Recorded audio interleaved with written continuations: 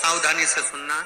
एक प्रश्न हमारे भीतर खड़ा होता है, जब हम सूर्य नारायण भगवान को अर्घ देते हैं, जल चढ़ाते हैं, तो वो जल पृथ्वी पर जब गिरता है तो उसकी छींटे हमारे शरीर पर लगते हैं। क्या वो ठीक है? क्या वो श्रेष्ठ है?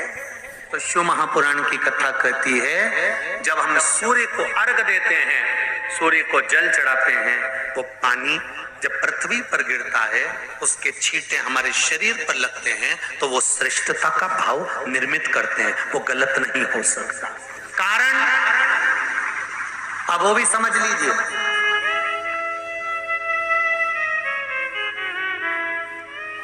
अब सूर्य नारायण भगवान को आप जल चढ़ा रहे हो तो छींटे नहीं लगे, उसके लिए क्या स्टूल पे चढ़ के चढ़ाओगे कि कुर्सी पे चढ़ के चढ़ाओगे? अरे बोलो तो सही। अब कई लोगों के दिमाग में यह बात भरा गई कि हम भगवान को जल चढ़ाते हैं, वो हमारे शरीर में छींटे लगते हैं, जमीन पे से पानी गिरता है, वो हमारे शरीर को छींटे लगते हैं, भगवान को अच्छा नहीं लगता होगा। कौन ने कहा? पहले तो उसको पकड़ के लड़।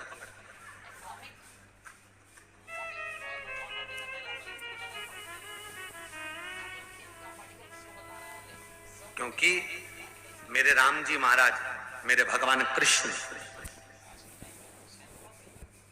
बड़े बड़े संत, साधु, सन्यासी, तपस्वी, साधक, उपासक जितने भी हुए, जिन्होंने सूर्य की आराधना करी, इन्होंने टेबल पे चढ़कर या कुर्सी पे चढ़कर जल नहीं चढ़ाया। इन्होंने पृथ्वी पर खड़े होकर ही, क्योंकि पृथ्वी तत्व के देव हैं शिव। जब हम मृत्यु लोक पर खड़े होकर, पृथ्वी पर खड़े होकर भगवान शंकर का भाग पृथ्वी तत्व को धारण कर कर जल को हाथ में लेकर जब समर्पित करते हैं, और जो जल नीचे गिरता है वो शरीर पर अगर लगता है तो हमको उसका आशीर्वाद ही प्राप्त होता है, दोष नहीं लगता। पर लोगों ने इसको विपरीत कर दिया। कि कौन ने विपरीत करा? कई लोगों ने इसको विपरीत कर दिया।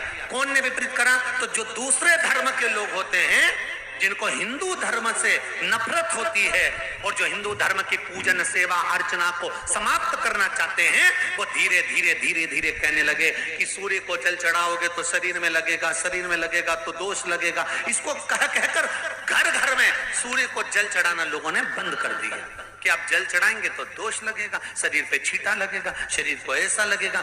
ये दोष नहीं है। कितनी सुंदर बात है महाराज। सूर्य नारायण भगवान को जब जल चढ़ाया जाता है, हाथ सिर से 8 इंच की दूरी पर होना चाहिए। जम के बोलिए, सिर से कितना ऊंचा होना चाहिए? 8 इंच ऊपर अपना हाथ होना चाहिए मस्तक से सूर्य को जल चढ़ाते समय। और ना चांदी का, ना स्टील का, ना लोहे का, ना प्लास्टिक का, ना कांच का, ना सोने का कोई बर्तन, ना कांसे का, ना एल्युमिनियम का, ना पीतल का, केवल एक पात्र होना चाहिए, वो है तांबे का। काय का पात्र होना चाहिए? तांबे का पात्र। और सूर्य नारायण भगवान को जब 8 इंच ऊपर तुम्हारा हस्त है, और जब हम सूर्य को जल चढ़ा रहे हैं, कैसे जल चढ़ाना है वो भी समझ लीजिए।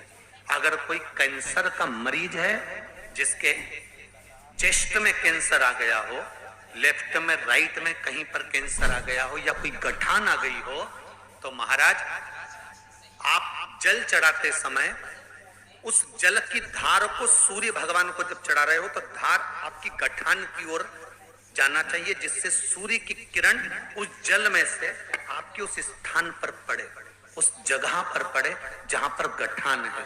महाराज आप लगातार जल तो चढ़ाना चालू करो, अच्छे अच्छे डॉक्टर फेल हो जाएंगे और कह देंगे गठान ठीक हो गई। आपका लीवर और किडनी गड़बड़ कर रहा है, आप प्रतिदिन, आपका स्वास्थ्य गड़बड़ रहता है, आप प्रतिदिन ये ज्योतिष शास्त्र के अंतर्गत, रत्न शास्त्र के अंतर्गत, ये रत्न शास्त्र, ज्योतिष शास्त्र, रंग शास्त्र जो हमारे यहाँ है, रंगों के हिसाब से ये जितने रत्न होते हैं, माणिक हुआ, सोना, मोती हुआ, नीलम हुआ, मूंगा हुआ, पुखराज हुआ, ये क्यों कहते हैं ये पीला है, ये सफेद है, ये नीला है, ये लाल है, इसको शरीर में क्यों पहनाते हैं? उसका कारण होता है कि जब शरीर में पहनते हैं सूर्य की किरण उसमें पड़ती है, हमारे शरीर पर वो कलर का इफेक्ट पड़ता है, उस कलर को शरीर पर लगता है और शरीर पर लगता है तो हमारा शरीर धीरे धीरे, हमारी जो इंद्रियां हैं वो सही होने लगती हैं, काम सही होने लगता है। तो आप कहते हो ना